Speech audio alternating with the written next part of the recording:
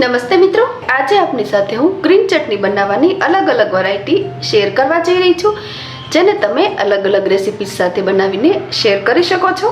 આ ચટણી એવી તો ચટપટી અને સ્વાદિષ્ટ બને છે કે જેને તમે શાક ન હોય ત્યારે રોટલી ભાખરી સાથે પણ શાકના ઓપ્શનમાં ખાઈ શકો છો. તો ચાલો ચટપટ એને બનાવવાનું શરૂ કરીએ. ગ્રીન ચટણી બનાવવા માટે મેં લીધેલ છે 70 ગ્રામ જેટલી કોથમીર. અહીં કોથમીરને કૂણી કૂણી દાંડલીઓ સાથે જ લેવાની છે. જો આ ટાઈપની દેશી કોથમીર મળી જાય તો તેનો સ્વાદ અને સુગંધ ચટણીમાં ખૂબ જ સરસ આવે છે.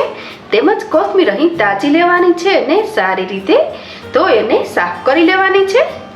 સાથે જ એડ કરું છું અડધો કપ જેટલા ફુદીનાના પાંદડા, અડધો ઇંચ જેટલું આદું, લીલું લસણ. અહીં મેં લીલા લસણનો સફેદ ભાગ દૂર કરી દીધો છે. ચટણીને ગ્રીનિશ લુક આપવા માટે મેં માત્ર લીલા પાંદડા જ લીધા છે. 4-5 કળી સૂકા લસણની, એક લીલું મરચું. અહીં સ્વાદ મુજબ મરચાની ક્વોન્ટિટીમાં તમે વધઘટ કરી શકો છો. સાથે જ એડ કરું છું મીઠું સ્વાદ મુજબ, જે મેં 1/4 ટેબલસ્પૂનથી પણ ઓછું લીધું છે.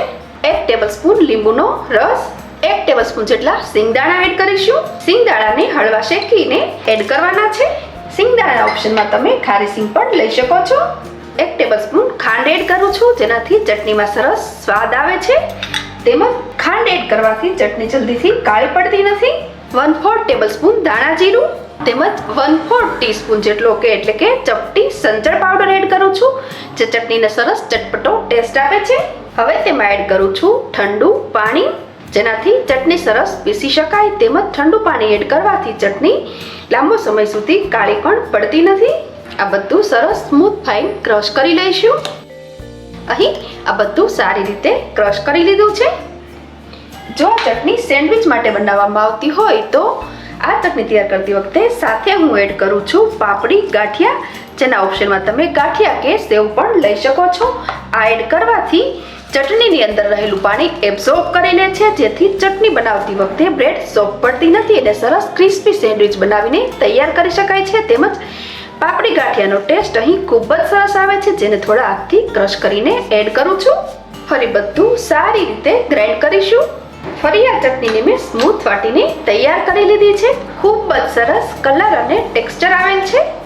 અહીં આપણી સેન્ડવિચ માટે યુઝ કરી શકાય તેવી ગ્રીન ચટણી બનીને તૈયાર છે. ચટણી બની ગયા બાદ તરત જ તેને રેફ્રિજરેટરમાં મૂકી દેવાની છે, જેથી તેનો કલર જળવાઈ રહે. હવે આપણે થોડી અલગ રીતથી જ આ ચટણી બનાવીશું. તે માટે મેં લીધેલ છે 70 ગ્રામ જેટલા કોથમીર, સાથે જ અડધો કપ જેટલા ફુદીનાના પાંદડા, એક લીલું મરચું, અડધો ઇંચ જેટલું આદું, 5-6 કળી સૂકા લસણની. જે લોકો લસણ નથી ખાતા તેઓ લસણને અહીં સ્કીપ પણ કરી શકે છે. થોડું લીલું લસણ લીધું છે.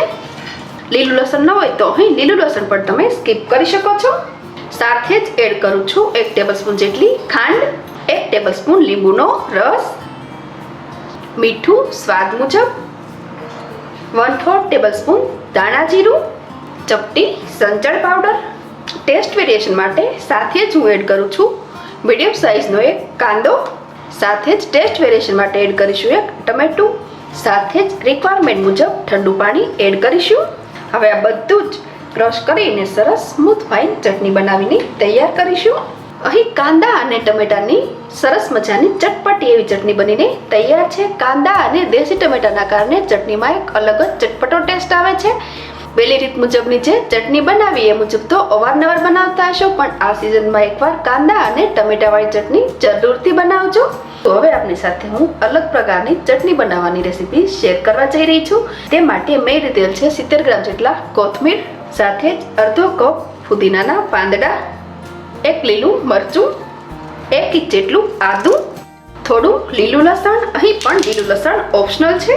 સરસ સ્ટ્રોંગ ફ્લેવર માટે 5-6 સૂકા લસણની કળીઓ એડ કરીશું. તેમજ 1 ટેબલસ્પૂન ખાંડ, 1/4 ટેબલસ્પૂન ધાણા જીરું, ચપટી સંચળ પાવડર, 1/4 ટેબલસ્પૂન જેટલું મીઠું. સાથે થોડું ઠંડુ પાણી એડ કરીશું. ઢાંકણ ઢાંકીને સરસ ફાઇન વાટીને ક્રશ કરીશું.